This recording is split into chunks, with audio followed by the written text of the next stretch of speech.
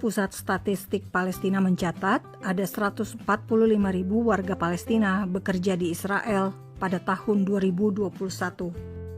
Mayoritas bekerja pada sektor konstruksi dan jasa.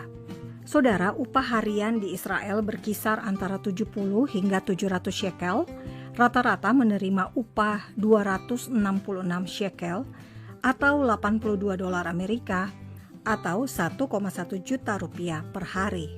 Jika dibandingkan dengan UMR tertinggi di Indonesia yakni 4,8 juta rupiah per bulan, maka pekerja Palestina mendapat 26,4 juta rupiah sebulan.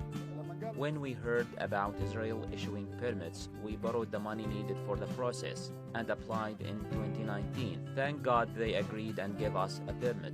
We went inside Israeli territory, started to work there, then returned to Gaza and paid our debts, and our financial situation is now good. My life has changed for the better. In Gaza, workers get $6 to $9 a day, while in Israel we get $70 to $100 a day. 21% pekerja Palestina itu ternyata mendapat pekerjaan di wilayah pemukiman Israel, yaitu area C tepi barat yang selama ini menjadi sasaran kecaman dunia dan target boikot anti-Israel. Bekerja di Israel memang menjadi idaman karena perbedaan upah harian yang cukup besar.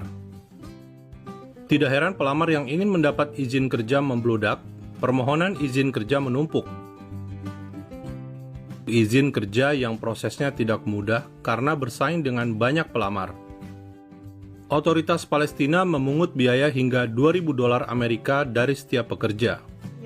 I get paid 20 shekels a day. In 2020, I applied for a permit that cost me more than $2,000, which I borrowed, hoping to go to work there, improve my economic situation, and pay off my debts. Selama ini, orang Palestina hidup dari bantuan Badan PBB untuk Palestina UNRWA. Guna mengatasi pengangguran di Gaza, ada pelatihan dunia digital, pertukangan, dan UMKM. Lebih dari 5 juta orang Palestina yang dianggap berstatus pengungsi pun diberi bantuan pangan bulanan. Warga Gaza mendapat dana tunai dari Qatar, sementara pengungsi Palestina di Suriah mendapat dana tunai dari Prancis. Namun, The Jerusalem Post menyebut otoritas Palestina menyediakan 7.500 posisi di pemerintahan untuk mantan napi keluaran penjara Palestina, termasuk napi kasus terorisme. Pemerintah Israel sendiri tidak menutup mata pada keadaan tersebut. Israel kini menambah izin kerja dari 12.000 orang menjadi 20.000 orang khusus dari Gaza, sebab total pengangguran di Gaza mencapai 622.000 orang dari 2,3 juta warga Gaza. On a different note, this week, the end of the week, the holy month of Ramadan will begin. And our government is working very hard to improve the lives of the Palestinians in the West Bank and in Gaza. Just earlier today, my cabinet approved 20,000 workers from Gaza to be able to work in Israel. We're going to be investing almost 40 million shekel in improving the crossings between Israel and Gaza Strip to allow smooth and a dignified movement between Gaza and Israel. While we can't solve everything, we can improve the lives of people on ground, and thanks to your help, this is happening. It's materializing. So even if you can't solve everything, it doesn't mean you don't do anything.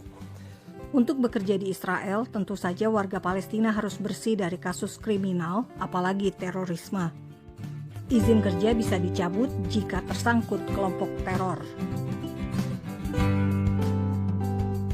Orang Palestina punya pekerjaan, tentu hal yang positif bagi Israel. Semakin sejahtera warga Palestina, maka terorisme diharapkan akan berkurang.